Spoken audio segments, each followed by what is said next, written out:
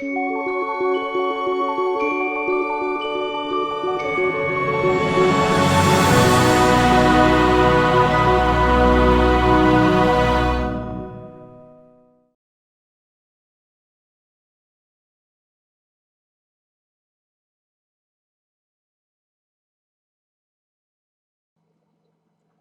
here to answer a question that popped up after I'd been talking about the weather in fiction. I'd mentioned a shipping container going missing in my latest book, Turning Up Again. The question was, is that even credible? How can something that size go missing in the first place? And if it does, how can it just turn up again? Well, yes, it can. And here are some of the things I learned when I was researching it. But just coincidentally, as I speak, one of the world's worst ever traffic jams is building up around a container ship. And it's just the sort of situation that could lead to something going missing. A few days ago, on March the 23rd, 2021, a ship called the Ever Given got wedged in the Suez Canal. And they're currently pulling, pushing and dredging while 200 or so ships back up behind it. Now, clearly that ship's not lost and all its containers are there, but it strikes me as the sort of situation where something might go astray. But let me rewind. Do shipping containers go missing? Yes, they do. Roughly 500 a year fall off ships, usually in storms or because they're badly loaded or a combination of the two. And the surveys that show losses of roughly 500 a year exclude what they call catastrophic events, ships going down or losing huge numbers of containers all at once. The worst recorded was a ship called the Mol Comfort. It broke in half in the Indian Ocean. If you look it up, Mol, M-O-L, Comfort, you can see pictures that look like the middle of the ship rose up and basically snapped.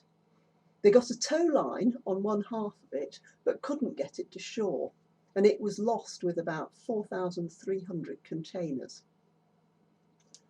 If you add in the catastrophic events like that one, that annual average shoots up to about 1,500 containers lost a year. So what happens to lost containers? Mostly they sink and sit on the deep ocean floor. If any should fall off the Ever Given into the Suez Canal, they'll be salvaged. But it's only very recently that anyone started salvaging containers from the deep ocean.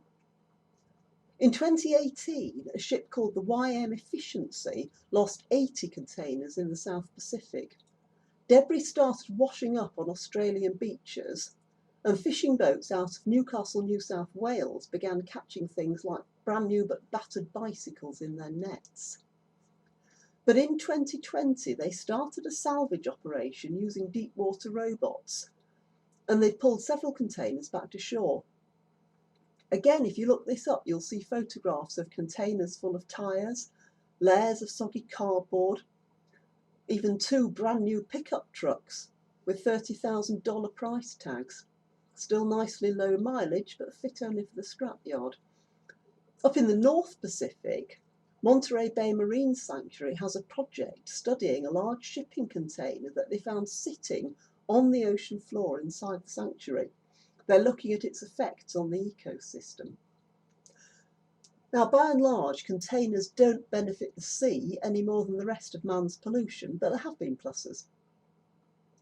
In 1992, a container of 30,000 plastic bath toys went overboard in the Pacific, and plastic ducks were washing up on beaches all over the place. They made headlines around the world. It took them 15 years to arrive in Europe, by which time they'd done 27,000 miles, and they actually taught us a lot about sea currents. But it's not just off ships that containers go missing. They can be stolen. Though I would caveat that to say they can be stolen by anyone with a large lorry, a crane and a lot of nerve. Last year, a car parts business in Australia being run out of a converted shipping container was stolen. Thieves came in the night with a lorry, it's clear on the CCTV, and they loaded up the whole business and drove off with it. But going back to storms at sea, if a container ship gets battered, It'll often need to get into the nearest port to get sorted, to get the cargo rebalanced, to get the ship checked for damage and so on. I've seen photos of container ships after bad storms where the containers are just a jumble of boxes on the deck. It's like a child's poured out a heap of Lego bricks. So you're the port. A ship limps in an emergency. You have to unload hundreds, maybe thousands of containers. Where do you put them? They just have to go wherever they'll fit. Now, there's room in that sort of chaos for people to earmark containers to be left behind, because who's to say which ones went overboard and which didn't? Or they can simply be left behind through a moment's carelessness. Lost containers have stayed lost in plain sight for years. In the book, I have two instances of a container going missing and turning up again, and one of them comes from a true story exactly along those lines.